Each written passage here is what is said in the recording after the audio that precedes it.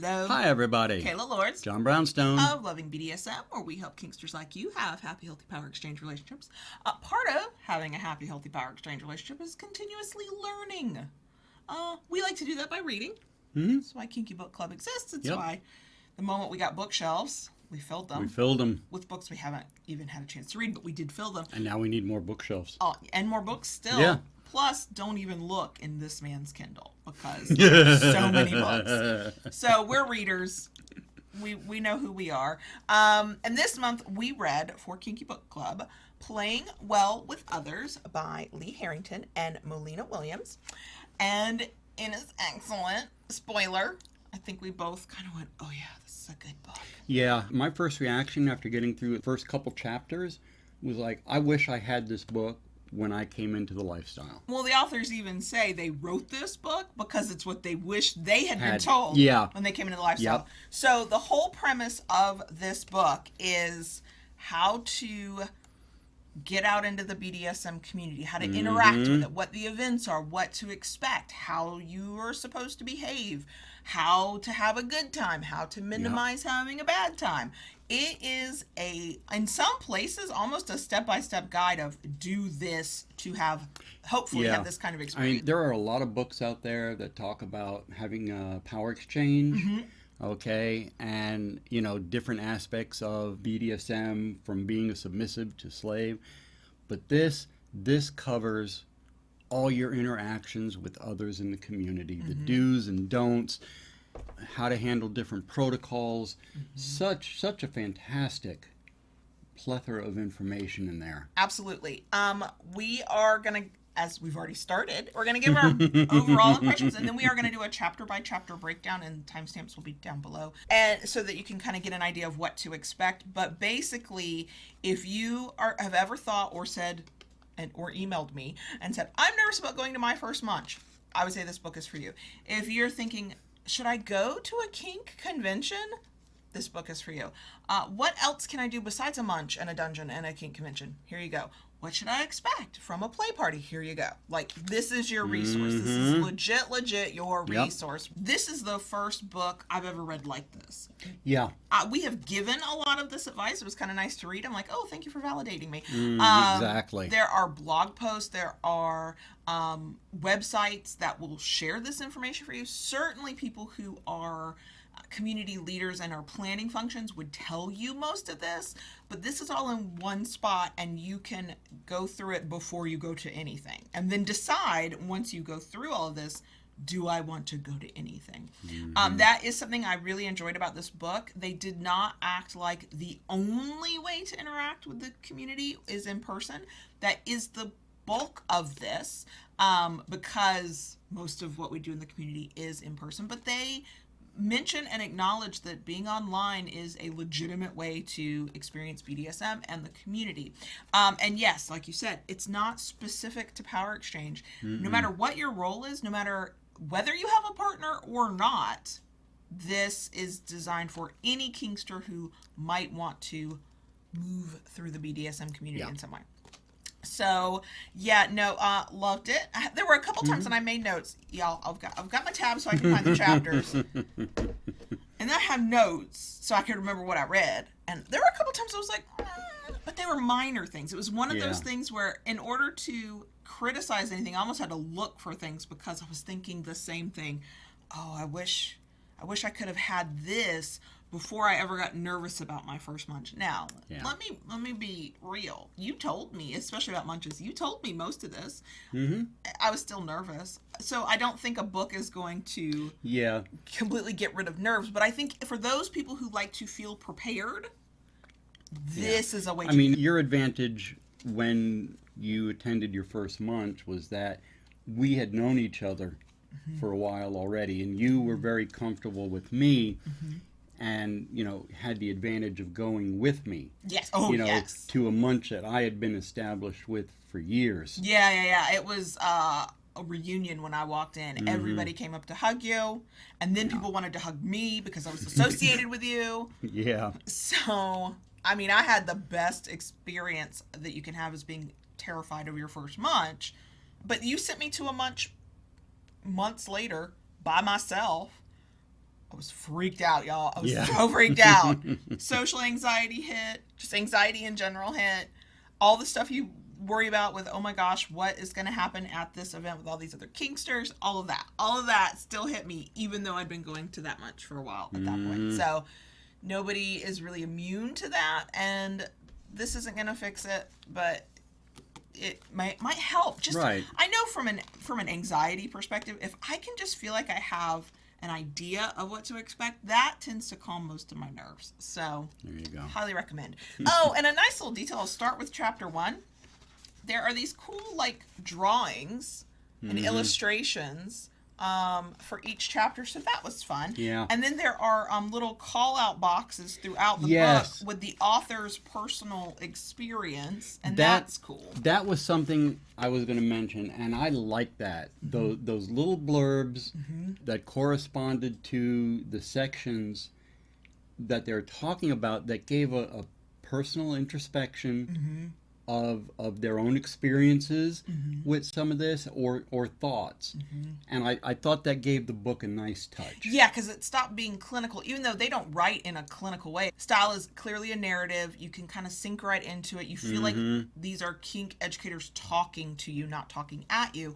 But those little call-out boxes that are like, yeah, I did this, and here's why, and here's how that went for me. Yeah. Those were an added special touch to show that, no, these long-time kinksters have gone through this too. Yeah. They know what they're to talking me, about. it gave it a nice little personal touch. Yeah. Let us go chapter by chapter now. Okay, we're going to start with chapter 1. They call it Welcome to the Jungle, Your First Steps into Adventure. I'm going to read from my notes, y'all. I'm cheating. I'll hold it up here. Part of it was that there are different reasons to explore kink, and those reasons can then inform how you become involved in the community.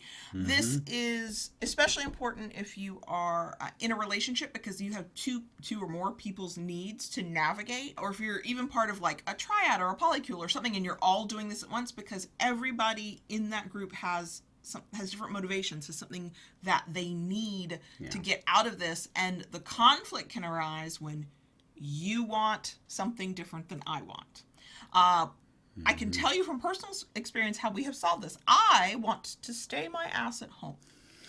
You do not. No. Now that we're not out of the plague, but we are vaccinated in the plague, you are going out and I am staying my ass at home. And that is a legit way to separate this with your different motivations. I go to Munches when I'm feeling relaxed and comfortable and sort of ready to socialize. You want to go because they exist and they're within driving distance. And I support that. We have not even gotten to think about a kinky convention, which is like I would almost say the biggest level of kink community, because it's where you get the most people and just the most stuff going on. That I would happily do, but I would need a lot of mental preparation, not just the actual planning of it. And then in the middle, I would say for us, are dungeons, where that's a place we are very aligned on. Yes. We know why we want to go, what we want to get out of it, what our plan is, partly because we've established the routine. Right. But this chapter does focus on, think about what you want to get from the community. Right. Why you might want to go do this thing versus that thing. What it is you're trying to experience. And they do, thankfully, validate the idea that if you don't want to go out in the community and you just want to do your kink at home, cool. That's fine, do too. that, yeah. The other thing they did in this chapter that I really liked is they talked about and they outlined all the different ways that you can get involved in the community. Yes. We tend to talk about the big 2 and really 3 now that you think about conventions, and that's Munches, parties or dungeons, and conventions. But there are a ton. There are little things, there are big things, there are socials that could be a munch. Along with the socials, there are a lot of communities now that have coffee socials. I know of one fairly localist, they do a game night social, where they come together and they play board games, or they have games that they play together electronically. So there are so many different things. Yep. There's educational opportunities. That's community. There are campouts. You're not going to find me at a kinky camp out, but I know in places where that is sort of available, that can be really popular. There are private things. There are public things. There's all kinds of stuff. And there's a level to how much kink is in it based on the type of event and how it's planned. So you can have, they even talk about family gatherings where kinksters who have kids come together as families to do stuff. Yes. So they're hanging out with kinksters, but also they're not worried about childcare. But And see, it's family friendly. But that's a good point because, let's face it, even though we're kinksters and we do the things that we do, kink isn't all that there is. Right. We have other interests outside of kink. Well, I remember back in the day when there was a part of the community in the Tampa Bay area I kind of tried to join and belong to, and it was one of those situations where the vibe wasn't right and I was kind of left out on the outs. I finally wandered off, but we would plan, and I got to go to one, movie outings. Like it was a group of littles and baby girls and that kind of dynamic kind of folks, and we went to Cinderella, and it was those kinds of fun movies that and that was, we didn't talk about kink at all. We didn't even talk about our identities. We all gathered together because we knew each other from the kink community from a month or two and went to see this movie that had nothing to do with kink. That is kink community. That is an outing. So there are a lot of ways to explore the community, and what I like about, we're already in chapter 1 and they're already outlining a lot of things. So chapter 2 is on kink etiquette and kink culture. So the idea being to understand in general what you can kind of expect about how kinksters are when they get together. The etiquette you'll find in some things depends on the event. True. So at a munch, the etiquette is very, what we might call vanilla, they call the default world kind of expectations. You're dressed in your street clothes. Non-kink orientation, per right. se, You're not walking around demanding titles or protocols from other people. Nobody's wearing leather collars and chains, and it's very low-key. Right.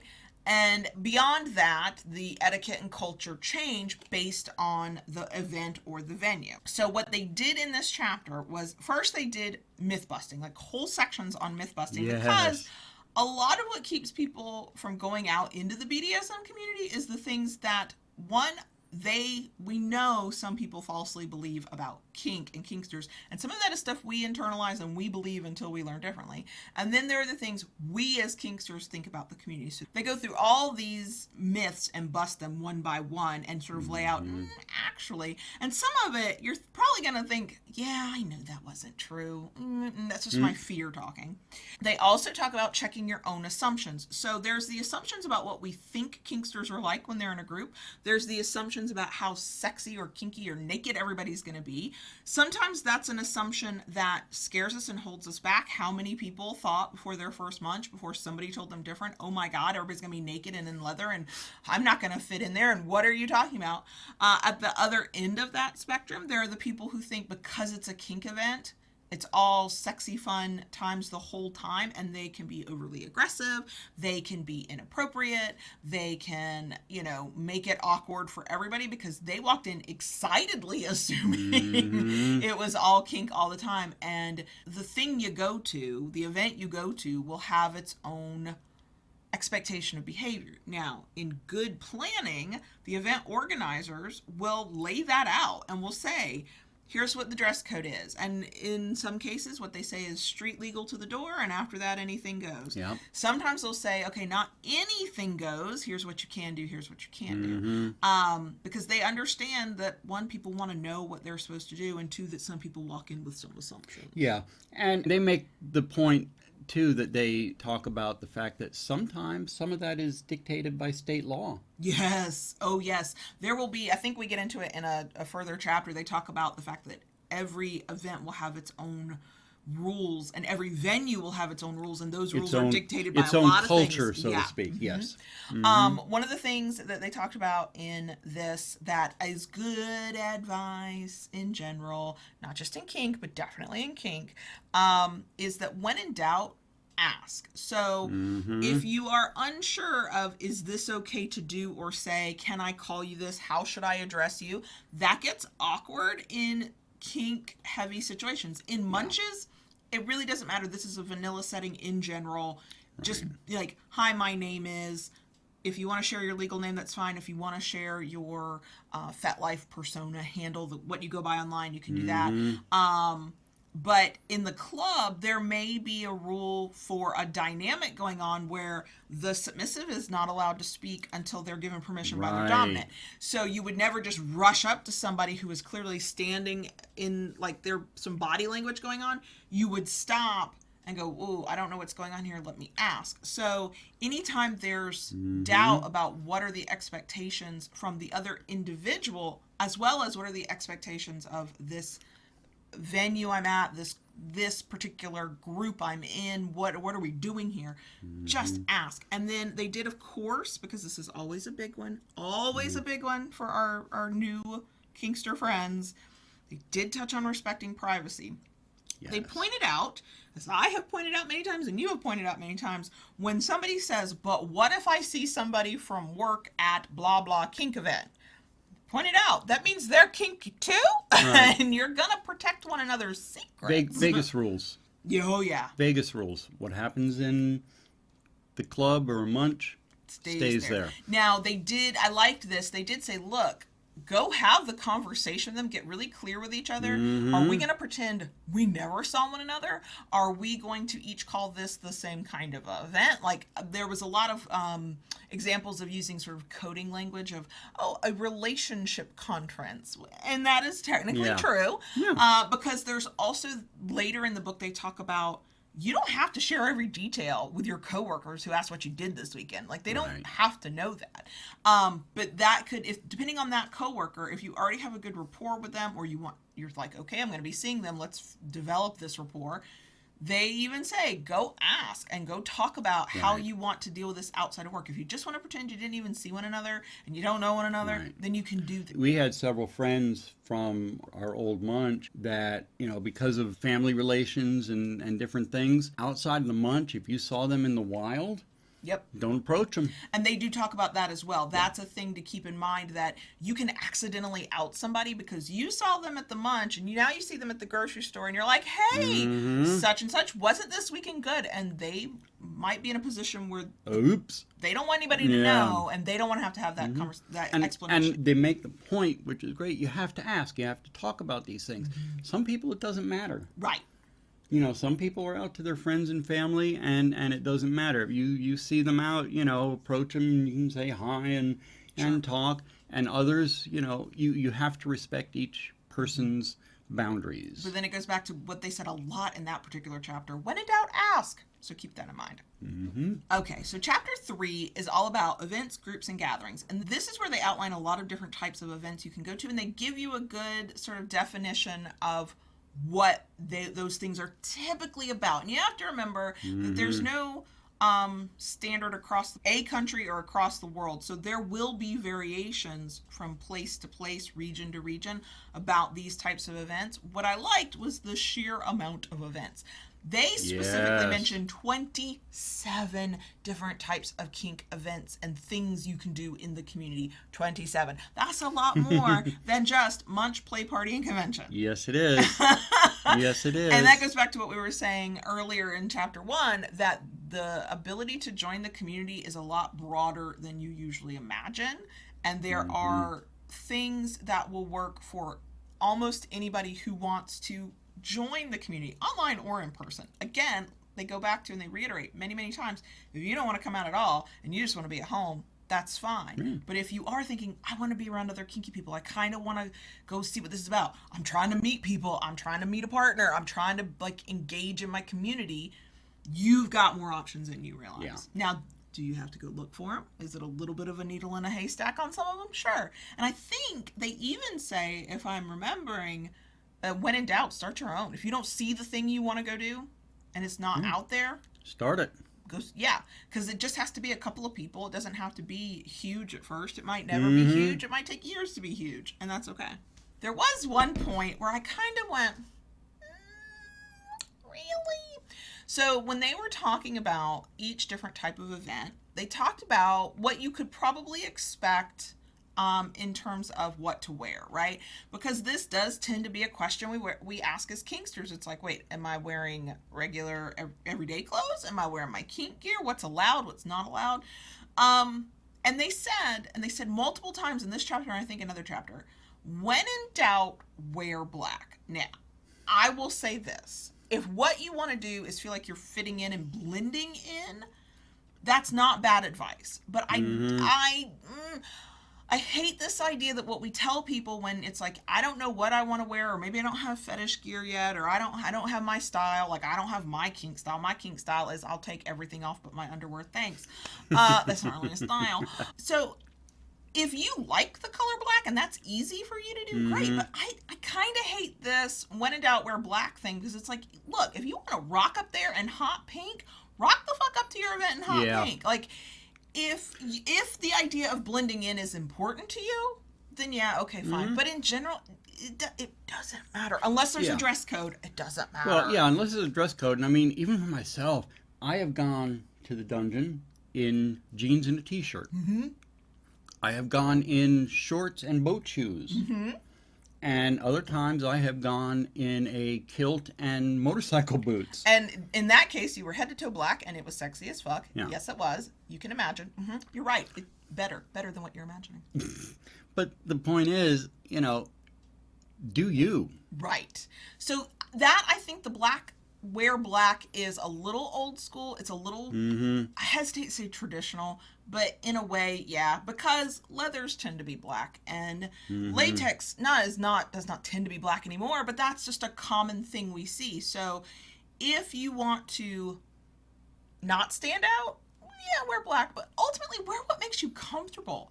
And if you're like, I don't own nor want to wear head to toe black, please don't. Wear what makes you comfortable. Follow the dress code. So there will be some events, like fetish balls, they're going to have a pretty strict dress code.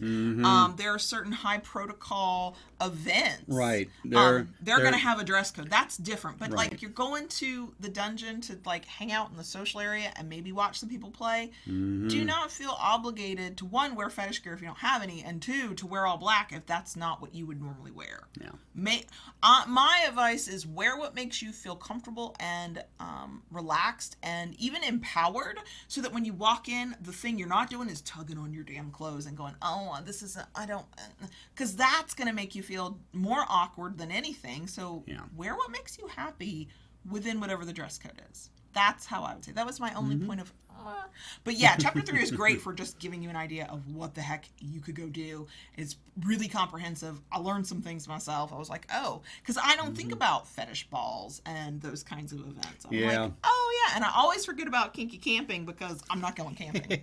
No, we're not doing that. So chapter 4 is really, really practical. Yes. It's about planning, packing, budgeting, and getting there. Now, they are, in this case, talking about events that are bigger than the local game night, the local munch. Right. Like, you're going to a convention or a You're workshop. going to a con. And I mean, there are so many cons now that go on. You have your Beyond Leather, you have FPE, there's Fire, you know, and that's just here in our regional in area. Our regional area. You know, like and there's one even state, one region. and there's even more than that Sure. that occur. Sure. Now, I think every major city, like big city, has something at least once a year. Now, I'm going to admit, I kind of did a skim of that chapter. While the information was very on point with what they talked about, a lot of that stuff we already do just for our normal vacation type stuff. Yeah. Okay. So it kind of carries over into that. The information is great. Yeah, especially if it's a first time you're going. You've never been to a convention at all, kinky or non-kinky. Right. You've never gone out of town to go do this community thing, whatever that might be. I like how they talk a lot about managing expectations. Yes. When they talk about budgeting, they don't even just mean money. They mean your time, especially a convention. Even your emotional and mental health time, which yep. that, you know, I kind of dove in a little deeper. I'm going to skip ahead just a little bit. Maverick. Yeah. One of the things that I thought was really, really cool, they even talk about dealing with con drop. We've talked about this in other forms of drop conversations about how you can't make sure it never happens, but you can kind of try to prevent it, and they give you a whole list of that. So they're looking at these events holistically. This is sort of the point in the book where we start focusing on bigger events, parties, dungeons, conventions, out of town kind of things, where you are not just going and sitting around and having a drink and talking, but you are getting more involved in the moment in some way. And so then the expectations build, and the agreements we normally have with our partners, like especially if it's a situation where one partner desperately wants to go and one partner's like, I don't really want to go, there's the conversations you have to have about that. They talk about this across the chapters, but it starts here when we're talking about budgeting. If you don't budget how much money you're going to spend, you might end this amazing weekend realizing you can't pay your rent, you're broke as hell. If you don't budget your time very well, you might think that the event was a disaster because you lost all steam halfway through or couldn't do everything you wanted. Right. Or you might be so busy running from class to class to class that you miss out on some points of connection. If you don't watch your emotional expectations, you might have gone, I'm going to do this scene no matter what with this person this weekend, and then life is going to interfere, and you now think the whole weekend's a disaster, or the whole night at the dungeon is a disaster, because you set such a specific intention and expectation for yourself that you didn't leave room to kind of go, but what else could happen? So I really like that they talk about it in terms of practicalities, but also the how you manage yourself and your emotions and how you feel about this event. And they again talk about it in later chapters where they're like, you are the only one that is responsible for what you do, and you are responsible for how you handle yourself, and so control what you can control, and then you have to let the rest go. And that's just the nature of this. So it was really practical and sort of no nonsense advice, especially when it's really easy. I've never heard this term. They did not call this a thing, but if con drop happens, and it totally does, I think there for some people can be a little bit of con frenzy. And that's where you go and you want to do every single thing all the time, non-stop, and that's probably not going to happen that way, because we all only have so much time and energy in a day. And if you're trying to do everything nonstop, something's going to crash. So this is a really, really practical chapter. Yeah. I really liked it. And I'm just going to add a little caveat here. You know, the thing with the cons, you talk about, you know, there is that frenzy because you want to do so much, you want to see so much, meet people, do this, do that. You know, just like in any other aspect of what we do, self-care is important. And it's even more so at something like a con. Yeah, I don't think they say it in this chapter, but they say it in future chapters. They're like, when you're feeling a little off at your event, do a mental check. Have you had something to eat yet today? Go eat a meal. Like, it's like your mom telling you, just sit down and eat something. Yes. And then they talk about different ways to afford something, because sometimes these bigger conventions, they're expensive. So they even throw out ideas like, can you volunteer there to maybe get your registration discounted or for free? Can you share a hotel room? They do, and I understand why, and I actually agree with this. They recommend, when you can, being at the host hotel for a big event, because then you're right there and you don't lose time in commuting or travel or whatever.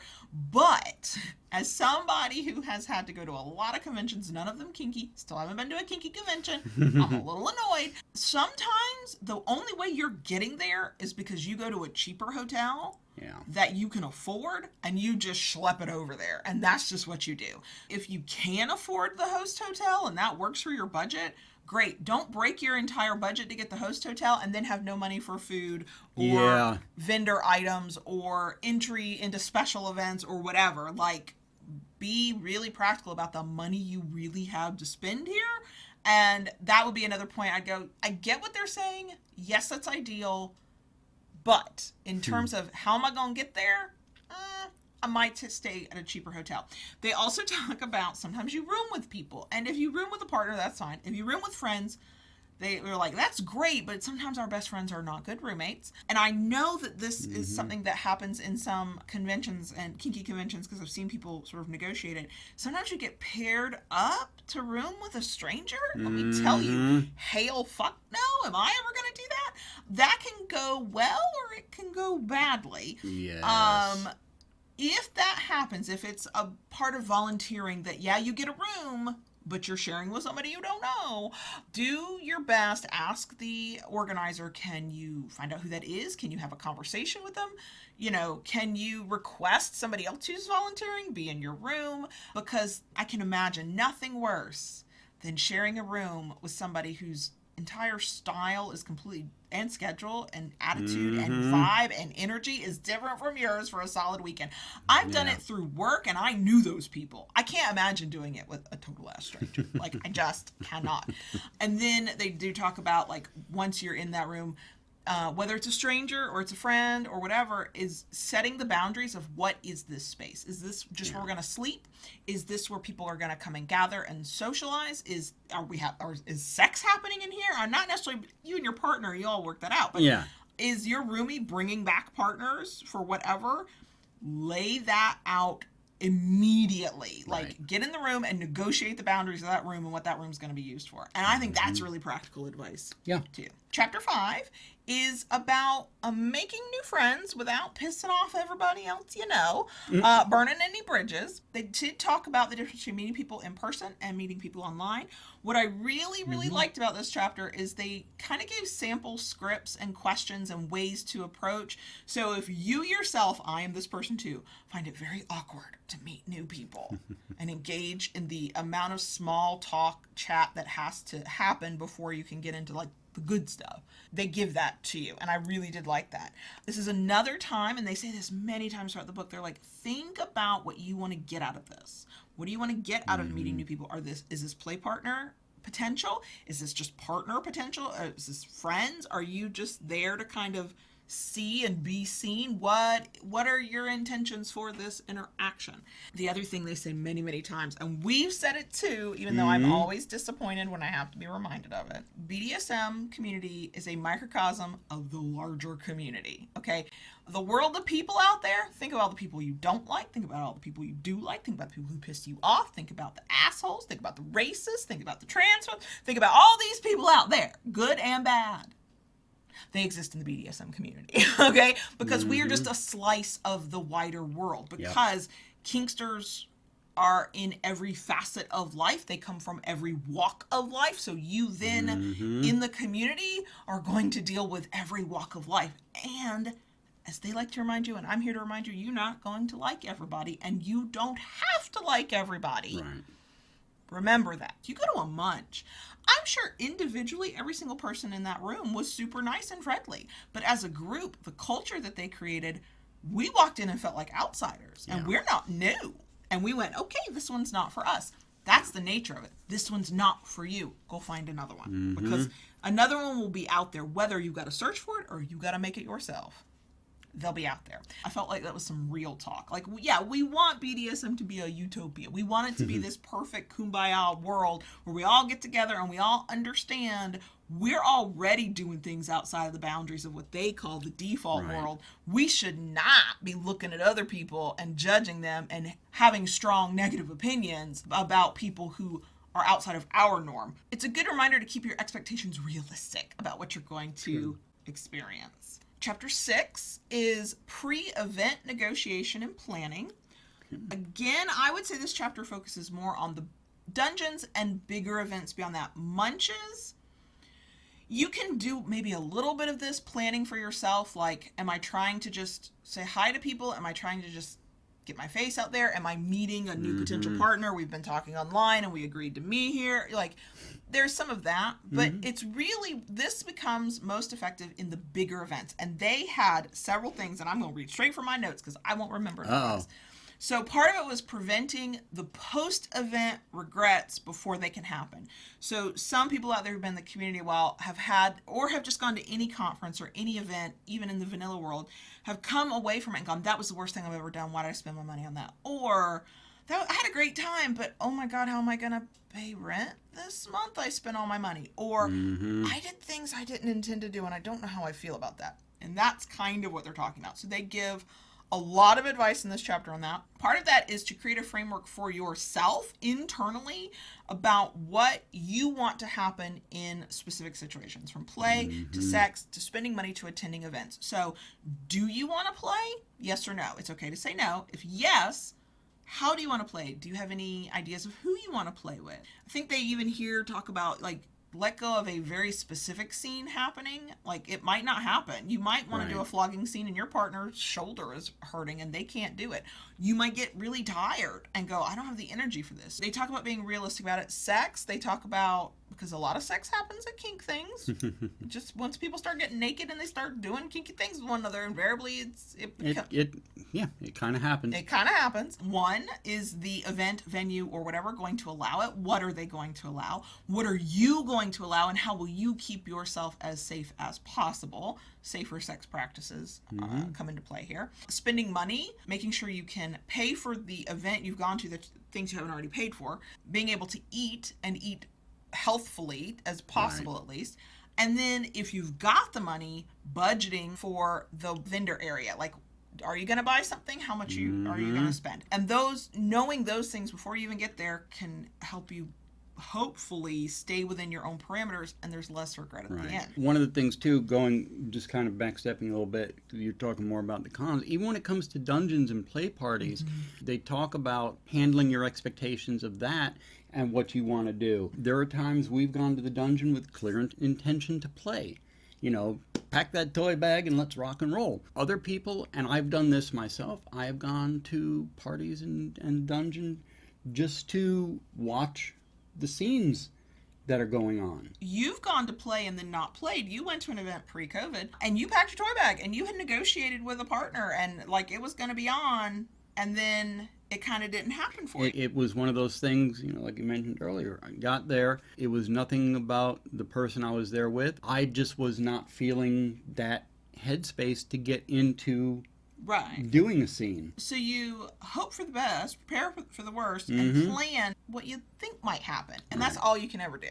They also talk about, for those of us in a relationship who are going to these events, to think about how this event will affect both partners. This is especially true if one partner stays home, or you're looking at the event and you each want something different out of it. Like one of you wants to go to every class and workshop ever, or you want to do a track of education. Maybe you want to go do the bondage thing and they want to go do the, I don't know, sensation play thing, or the this thing, or the that, the relationship classes thing. And so you're going to be maybe separated during this event. You're not going to be as together. We don't do that. We might split up for a class here and there, but generally we're attached at the hip. That's Pretty how much, we prefer to move through events. We just have a better time that way. But you want to talk about these things before you get there. You want to make this part of your sort of planning so that you kind of have an idea of what to expect. Especially if this event, whether it's a party or it's a whole weekend or it's something like that, is going to mess up routines that you have established in your power exchange. Like, wait, I normally ask permission for this, but we will be in different ballrooms watching different demos, doing different things. How do you want to handle this, right?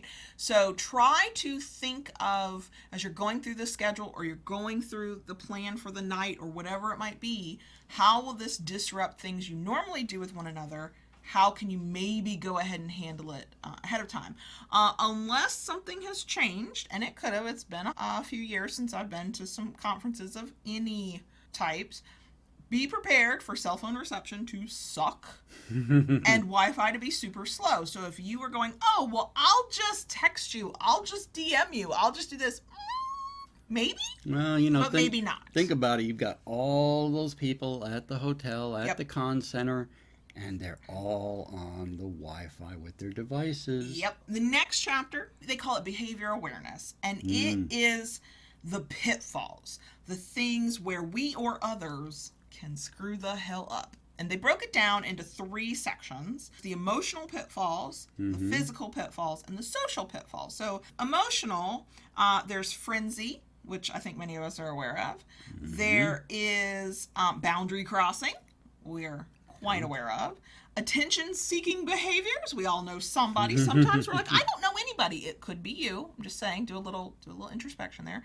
There are a couple that I had never heard put this way, but I went, oh, I recognize these. One they called bottom and tops disease, and that is yes. That was because I'm a top, I'm a top, you have to treat me like I'm a top, or the expectation that they're a top, so they'll automatically top you, like they don't have agency to decide for themselves. Same with Yes. bottoming. Oh, you're a bottom, so you are my bottom because I have decided that. Yeah, that kind of bullshit. The white knight thing was about jumping in to save people. Yeah. Oh, you clearly have something going on, and I can help and I can fix, and Yes. the white knight fixing or something. Yeah, there was a lot of, throughout the book, they were talking about the reminders. When you see somebody scening, don't just step in. Don't start asking questions. Don't touch anything. What are you, like, just in general, that's, I think, good manners. That can be part of the emotional and the social and this Right. behavior section. In the physical pitfalls, things that we, in the excitement to be in the community, we kind of forget. There's pushing our bodies too far. Their advice was treat BDSM like the full contact sport that it is. You need to hydrate, you might need to stretch, you might need to work on some like strength or some whatever. And you need to eat good meals. Right. You also need to work within your body's capabilities. Right. Because it is possible to injure yourself, and it is also possible to do further harm to other injuries. Like, you just need to, like, know your body. Lack of spatial awareness. This is where they talk about taking up too much space when you're doing your scene. Sometimes it's very obvious. There's tape on the floor, and sometimes it's sort of it's like your personal bubble, and just going beyond that for your scene. That happens in the club, that happens on demo floors, that happens in parties, all kinds of stuff. They talked about this is bad manners to, when you lay out your toys for a scene, don't lay them out in the next space over just because it's unoccupied. Yeah, no. Like, you need to be contained. Also, spatial awareness is don't fucking walk through somebody's scene. Like, just don't. Yeah. They did talk about both voyeurism and exhibitionism going too far. Like, the nice thing about parties and dungeons and conventions and stuff like that is, if you are a voyeur, it's a great place. You're going to see a lot. If you are an exhibitionist, it's an opportunity to be seen. But there is a line. Like, when you start making other people uncomfortable, or you are pushing yourself on people who did not ask for that. In the voyeur thing, it was like, yeah, you can watch, but don't do it. leer. But don't do it in a creepy way. Yeah. You know, and like with the exhibitionist thing, one of the things, it's a little nuanced, but I like the fact that they added that in there. They're like, read the vibe of the place. Yeah. Yeah. You know, feel the vibe of the place. If nobody's totally naked and running around with wild abandon, then that might not be the place to do that at. Right. You know? There's this thing about the community, and they talk about this throughout, where have the opportunity to be who we really are. Like, we can sort of fully embrace our kink self at times. But also, there are vibes, there's culture, there's expectations. And sometimes just because you want to do something and you can technically legally do it does not mean this is the time or place for it. What that might also mean is that if you feel inhibited, like you can't fully be yourself, this might not also be the group for you. If everybody in that group wants to keep their damn clothes on and speak quietly and sedately with one another, and you want to run through the room streaking, okay, waving your feather boa behind you, look, good on you, but that might not be the group for you, because that's not what they do here. That is an important thing to know when exhibitionism goes too far. Like, yeah, be yourself, be out, be proud, be your full kink self, but know who you're with, where you are, and what the expectations are, and what the culture is of that space. And if that space doesn't fit you, you're not wrong, they're not wrong, it's just the wrong fit. The social pitfalls are what I see most often, and what I see drive more people out of the community and go, oh, I can't be in the community because every, air quote on that, every munch I go to. And it is another reminder that BDSM is just a microcosm of the larger world, so assholes exist everywhere. So social pitfalls, acting self-important. This tends to happen to some certain types of doms who are like, I am Domly McDomerson, and so you must do what I say. They also point out sometimes that self-importance comes from people who've been in the lifestyle for a certain amount of time. Either they think they're due respect that they haven't actually earned, like, just because you've been doing this a long time does not mean I have to bow down to you. Or somebody wants to grant them like a certain kind of thing that they haven't earned yet, and they don't really want. They don't know you. Like, what are you doing? Exaggerating what you know or how long you've been doing this. Oh yes, we have both met people like that. You'll get somebody hurt that way. So if you are tempted to do it because you have all kinds of internal feelings of not being valued or feeling worthless, I want you to work on that. Okay? If you can get access to a therapist, that's the best way, but please do not exaggerate how long you've been doing this. You will hurt somebody, okay? Holy crap. There's relationship drama. Happens all the time. How many parties at the dungeon did we used to go to where somebody would be texting ahead of time going, is such and such going? Because I can't go because we broke up. Happens all the time. One I did not think of, and I feel like I should because you know somebody in this situation. Biological family.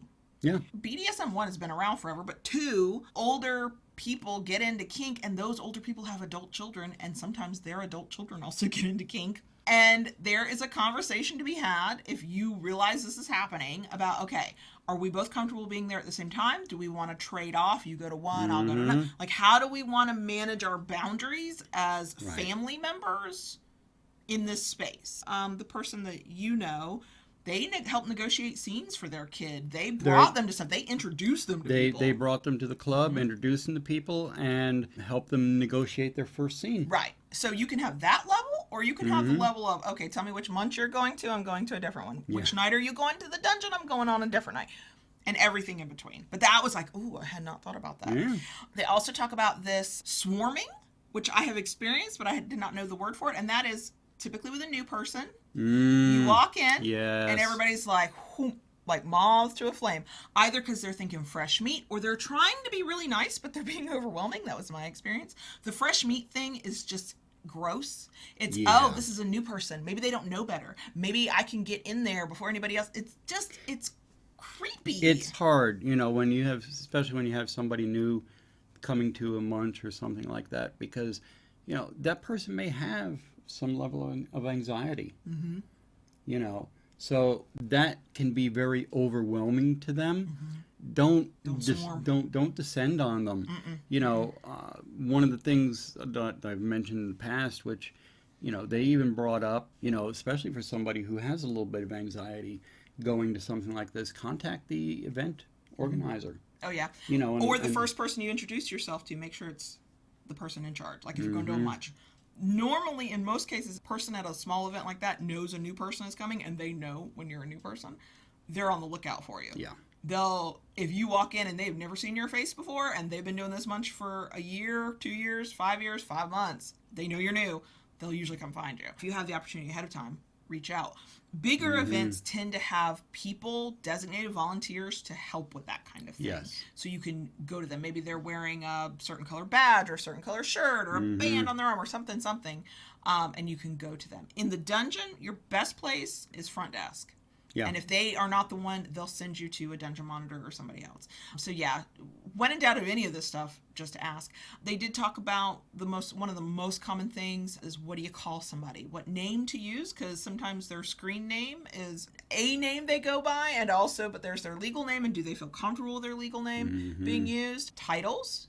Nobody is owed a title just because you have a role in kink. Like, I don't have to call you master just because that's your role as a dominant, nor am I probably gonna.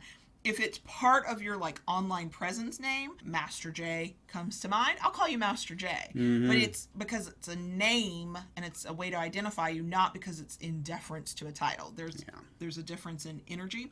They include asking pronouns. When in doubt, ask. Don't assume anything about people you meet. That's just good life advice. In kink spaces, ask, what do you want to be called? What pronouns do you go by? And it's my understanding, I'll let anybody out there who actually lives this life correct me.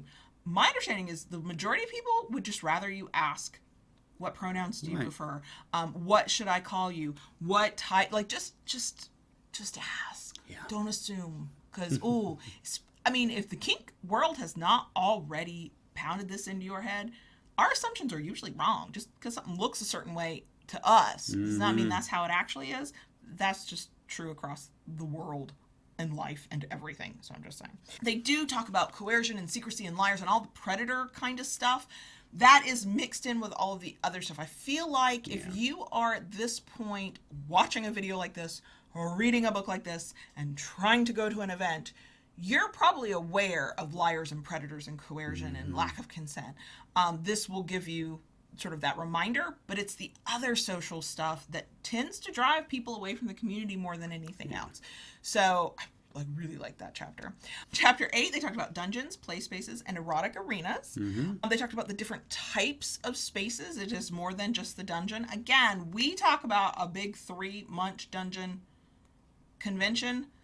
Each of those 3 then has sort of subcategories. Dungeons and play areas and play parties have a bunch of different ways those can occur. They talk a lot about, in this chapter, about sometimes a space is general. A dungeon is going to have lots of different types of equipment for lots of different types of play. But sometimes subsections of the community will create a specific space for a specific purpose. A rope dojo, a stable for pony play. Play area for littles. Right, and that might be within a larger space, like a convention or a dungeon. It might be its own separate venue somewhere. They even talked about sometimes a group of people will get together, rent out a hotel ballroom, and turn it into their play space for the weekend. In the Tampa Bay area, I have no clue if it's still going on. I don't think so, but there was sort of it wasn't a traveling thing. It was like seasonal. They would rent out a couple of different hotels, like on the weekends, a day or a night, and that was a play space. And there might be vendors, there might be some demos, but it was a hotel ballroom that then got set up and taken down, and people would go to that. So there's lots of different ways to do that. Being aware that those spaces exist. The other thing that's important from this chapter is understanding that every venue, every event will have its own rules, and you need to know those rules. Most organizers are going to make those clear to you before you get there, maybe the moment you walk in the door. I mean, this day and age, a lot of that stuff is posted online. They have websites. It's either posted directly on the site or something you can download as a PDF or document. FetLife, where a lot of these events are posted, when they post the event, they will list all the rules with it. And this is the chapter where they talk about the different types of rules that you will find. Some rules are based on the laws of the area you're in. Some are because of insurance and to like keep their insurance company happy, to protect their liability. Like the rules exist for a reason. Some are based on past incidents that they learned from, and they went, okay, we'll set a rule and try to prevent that from happening. Kind of thing, yes. Some are about the culture of the type of event or the group that puts it on, and sometimes that's a broader culture of this month, this group this is what we formed. Sometimes it's culture in terms of this is a rope event and that's what this means. This is a pony play event and that's so we have rules specific to that. Some rules are just personal preferences of the people organizing the event, and since they're the ones organizing it, they get to do that. One thing I liked that they pointed out, that it would never occur to me to be this way, but I have met people where it would occur to them to be that way. If something you do, intentionally, unintentionally, does not matter, breaks a rule and you're told you can't do that, or a rule impacts you, it stops your scene, it means you can't do this when you plan to, whatever, comply with the damn rule. Just do what they say. Do it politely, do it with, some quickness, do it safely if it is a scene thing, because yes, dungeon monitors can be empowered to stop a scene for a variety of reasons. Absolutely. Yes, those reasons will be outlined to you before you've even seen. In a good space, they will make sure everybody knows. Don't argue about the rule. Don't trash the rule in that moment. If you want to ask questions about the rule, if you want to have an understanding, that is not the moment to do it. Right. Shut everything down, comply with the rule, move away, get out of the way because somebody else is going to want that space or whatever. Talk to organizers later. Learn. But also understand that some events, some spaces will have rules you think are dumb, that you don't like. So this comes back to you and your personal responsibility. Yeah. You can comply with those rules to be in that space, or you can go somewhere else. Those are your options. Coming in and causing drama and breaking the rules to see how far you can go and being kind of a menace in the space, not a good look, because that is how you get banned from all kinds of spaces, because in communities where there's lots going on, people talk. Organizers and planners and club owners talk. And if you are causing problems here, they're going to be giving you side eye here, and you might have less opportunity to cause problems. And yes, people can and do get banned from spaces. If you cannot be safe, if you cannot follow the rules, if you cannot, accept consent, like if any of that, you can get banned. They did a brief mention of this, and this book was not the space for it, but it is something to consider, that when there is harm done, communities react in different ways. Some are like, call the police, go do what you got to do, we got your back. Others choose to police their own, which can be ineffective sometimes. I've seen it be ineffective. Yeah. Letting the gross predator guy keep coming to the club just so you know who he's playing with in front of you so you can protect those people does not help protect other people that person is playing with. And then sadly there are communities who look the other way and they do nothing. Yeah. And that is awful. And I like that they said in this book, if something happens to you, you take care of yourself. You don't, if calling the cops is what you need to do, you do that without shame or worrying about what you've done to the community. You haven't done shit to the community. The community for not taking care, if they knew there was a problem and they didn't take care of it, they didn't ban somebody, they didn't do whatever, that's on the community. And if the community's not supporting you, and I know this happens, I have seen FetLife threads, OMG, I've seen Facebook community pages and threads, oh my gosh. That is devastating and heartbreaking.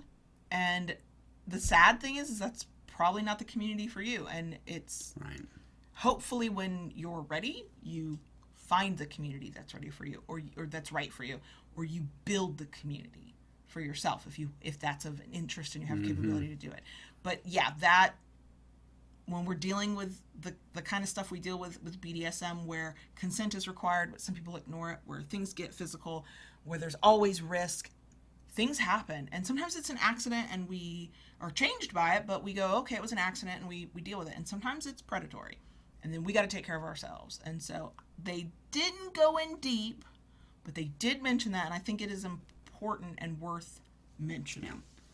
And also being realistic that even a community you absolutely love and adore will not always do what's right or what we feel is the right response when something goes wrong. Chapter 9 is about negotiation and negotiating for play. I don't feel like there's a lot to say about that because negotiation is negotiation is negotiation. Negotiation's a fancy word for communication, by the way. Right. Okay. There's negotiation for one-off play. There's negotiation for a current play partner, but you want to do something different. There is the negotiation that you do with an established partner that you came to that event to play with. There's all kinds of forms of it, but it is talking to one another. In the appendix, they actually give tools and resources that you can use for that, checklists and questionnaires and all kinds of stuff to help you negotiate. The one thing I want to call out from this chapter is what they called the Prime Directive. I had never heard of this in terms of kink, and I'm going to read it the way, like, I guess what would be sort of like the standard of where this came from, with the caveat you can adapt it to your own dynamic, but this is the Prime Directive. It is the primary responsibility of the slave to protect the master's property at all times, up to and including protecting property from the master. So swap out slave and master for whatever your titles are, but basically, yes, little s, you should totally say for it. Yes, little s, you should say, this is outside of my boundaries for this kind of play. Yes, little s, you should give feedback to your partner and go, ooh, that hurt, that wasn't what I was going for, that didn't work for me. Yes, yes, yes, because you have the responsibility for yourself, and sometimes to protect yourself, and sometimes protecting yourself means protecting yourself from a well-meaning, a wonderful, a great, possibly, partner, but you have to protect yourself. I think the best example of that is a S-type not wanting to safe word because they don't want to disappoint their big D. Yes, and my thing is, kick the big D to the curb who would be disappointed by you using your safe word, okay? Yeah. All the good ones I know are like, yeah, I wanted to keep playing, of course I did, but also I want you to be safe and happy and healthy and whole, and thank you for using it. Thank you for taking care of yourself and trusting me to take care of you and us. Stop, period, end. Done. They do talk about, for negotiations, just as a quick reminder, to have your yes list, the things you really want to do if you can. Boundaries and limits, obviously. Medical realities and concerns, like get real with the person, especially if this is a first time or not somebody you play with all the time, about what your body can do, cannot do, can handle, cannot handle. You don't have to go into your full medical history, but in terms of what the play you're negotiating, be honest about that. And then any known issues that you have. Mollena talked about how I think she gets nonverbal Yes. And so she has to have signals and ways to communicate because she'll be off somewhere else and won't be able to speak to maybe safe word. Right. So negotiation, this chapter, I think most people will be familiar with it. It's just in the context of, this might not be a power exchange thing I'm negotiating, and it might be with a total stranger I just met yesterday. And there are things to think about in terms of remembering what to talk about, because it's different than with a partner you've been with for 20 years who knows things about you.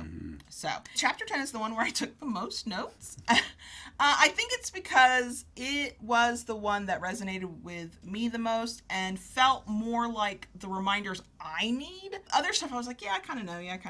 So chapter 10 is on staying happy and healthy at events, because things can go wrong. And this is where we're talking about con drop. And this is where we're also talking about, again, not for kink cons, but for every work convention I ever went to, getting the crud after the event. Like, you've been breathing. Now, we haven't, because there's a plague outside, but pre-plague, do you remember how we might go into a massive room with hundreds of people and just breathe on one another? And some of those people you'd hug and kiss and love on, and then, lo and behold, you get home and you have an awful cold. You have the con crud. So there's that, and then there's the emotional stuff that they talked about in the planning and in the setting your expectations. It's like, okay, what do we do to like get through this event, whether it's a munch or a play party or a weekend long convention? They do stress that you need to take care of yourself both mentally and physically. Physical, that is get enough rest, take time away from the crowd if you need to. If you're overwhelmed, go sit in your room for a while, go sit by the pool, go take a walk, go do something that has nothing to do with the convention. That's okay. If you are exhausted, go take a nap. Go to bed early. Skip out on that play party. They also talk about, and I mentioned this earlier, you have to understand what you can control and what you can't control. You can control what you do and how you think about things and what you plan for. You cannot control how other people respond and what other people do. True. So you go in with the expectation that you're going to play and then don't find a play partner. That is disappointing, but it also doesn't mean it might have been the worst weekend ever either. So when they talk about happy and healthy at events, that is the mental picture of how you feel when you leave that space, how you feel during it, and that goes back to what expectations did you set for yourself in the planning process. They do kind of give you the reminder that in a lot of kink play in general, but certainly in a 2 or 3 day big atmosphere condensing all things, all kink, all the time, it is possible for really big emotions to surface, good and bad, but maybe you watched a scene and it triggered something that you didn't expect. Maybe you didn't get to have a scene and maybe it was going to be cathartic for you and now you're like grappling with that. I did not realize this, but it makes sense. The authors talk about how at big conventions, they usually have people who volunteer to help with that, to be somebody that you can go to and talk about those things and decompress with and kind of work through some of that stuff. So if that happens to you, know that and find out from the event organizers if that's available. I would imagine they would tell you ahead of time. And some conventions even have like little quiet spaces. Yes, we went to Eroticon. They had people you could talk to if you like just needed somebody to hang with for a minute or you needed guidance getting somewhere, but they also just had a room that was quiet and away from everything to like take a moment to get yourself together or just to like relax or whatever. So you should know about those things at least when you get there and you go to the registration area and you get your stuff. They might tell you ahead of time. If that's available to you, use it. You are not weak. You are not doing a convention wrong. Like, no. The worst thing is to try to power through and then crash maybe before the event ends because you didn't take care of yourself. They have 2 key points of the whole chapter, and that is to remember that you are responsible for yourself and your journey, which means you have to take care of you. Maybe you're lucky and you have a partner who'll help you do it, but ultimately that's on you. And also just to be kind to yourself. Be kind to yourself, especially in these big events where we're trying to pack in a lot, or maybe we're getting overwhelmed, or maybe our social anxiety has kicked the fuck in and we're barely functioning. And it's easy to get into that spiral of that self-talk that's really mean and negative. That's not helping anybody. That's not getting you through it. So if there are resources at your event, use them. If you need to withdraw, do that. Do what you need to do to take care of yourself. Chapter 11, briefly, is the transition back to the real world. That is also where con drop occurs the most. There's also this, oh my God, I've just spent this, maybe it's a weekend, being my best kink self. How can I ever go back to my real job in my cubicle, right? Like that kind of stuff. So they do talk about things you can do to slowly transition back in. That might be take a vacation day if you have that luxury. Meet up with kink friends later in the week to kind of like be a buffer between all the kink things to none of the kink things. Oh, here's a kink thing in the middle to look forward to. Some people go to a munch, like they finish their event and then they go into a munch as their last thing, and then ta-da, they're back to real life. Be aware, that's the whole point I think to that chapter. Be aware that the transition from big event to regular life can be bumpy. It can be really, really rocky. This is also where they talk about, but what if my coworker asks what I did this weekend? Okay, why are we worried about what we tell our coworkers or people we know, a fellow parent at the parent-teacher association meeting or whatever? Like, you speak in code. I went to a conference this weekend on relationship building. Oh, I didn't do much of anything this weekend, just like chilled out. Oh, I went out of town. And if somebody wants to like pry, you go, I just, you know, I'm one to wander off, or I give a look. An eyebrow goes up, and I just like, because I know how to make it awkward. But you can keep it vague. Most people just want to kind of go, oh, okay. The other option is you usually know who that one is who's going to ask too many things. Just walk the other way. Oh, they're coming? Nope, I don't need coffee right now. Let's go the other way. But you're not obligated to tell people what you did just because they asked. You can speak in code. Feel free to speak in code. Feel free to tell them, nothing much. Lie through your teeth if you have to. Who cares? These are your boundaries. This is your privacy. That is the book. There's a lot to it, if you couldn't tell. And also, we were really affected by it. At the back, there is an appendix section. There are 4. One's glossary. So if you're like, what did that word mean? It's there. One is on kink symbols and flags. Because we have the printed book, it's all black and white, but it does tell you what the colors are. Maybe an ebook it's in color. I don't know. Appendix 3 were negotiation tools, the questionnaires, the checklist, the stuff like that. The last appendix, I think, is the best I've ever seen, and it gave me ideas. We'll talk later. And it's a huge section of resources. Books to read, websites to go to, movies that have kink themes. And I promise you that list, I was like, wait, this is a list I have not, what? Huh? Then there's also how to talk to your doctor, how to find kink-friendly professionals. Like, that is probably the best resource section I've ever seen. So that end of it is packed with information to help you to navigate the first 11 chapters. It is not a long book, but there's a lot to think about and discuss, as this video proves. Take your time with it. If you read it, if you haven't read it yet, like, just chunks at a time. The stuff you need to know as you're navigating the community. If you're not planning on going to a big event anytime soon, like the last half of the book, leave that for later. Leave that for when you're ready. But if you're just like, how am I supposed to be in the community? This is the resource. This will tell you how to do it. That'll help you. And just keep it with you and mark the pages you need and go back to it and all that good stuff. That is it for Kinky Book Club for July. For August, we are reading Haven, Beards and Bondage by Rebekah Weatherspoon. It is fiction. He is a grumpy bearded mountain man. She is a sassy city dweller. And I went, I mean, did the author kind of write my life just in a different setting? Because I'm not going up to a mountain, let's be real. Apparently lots of kinky sex, lots of like emotional stuff to navigate. Bearded dude is dominant from the reviews I read, so I'm excited. But that's what we're reading next month. That should be a much shorter video, by the way. So if you want to jump into Kinky Book Club at any point, the information is linked below, so feel free. You can go back and watch videos of the books we've already read. You can skip the books you don't want to read. It's all up to you and how you want to do it. And yes, even if it's not 2021, you can read the 2021 book club list whenever the hell you'd like. So that's it for us. If you enjoyed it and you somehow made it to this part and this far in, we love a thumbs up. If you want more of this, not just book discussions, but also power exchange information, please consider subscribing. And ring that notification bell to get updates of new content. And if you really like what we do, want to help us do more of it, and have access to a Discord server where we actually have a Kinky Book Club channel thing to talk about these books between times, join us on Patreon at patreon.com/KaylaLords.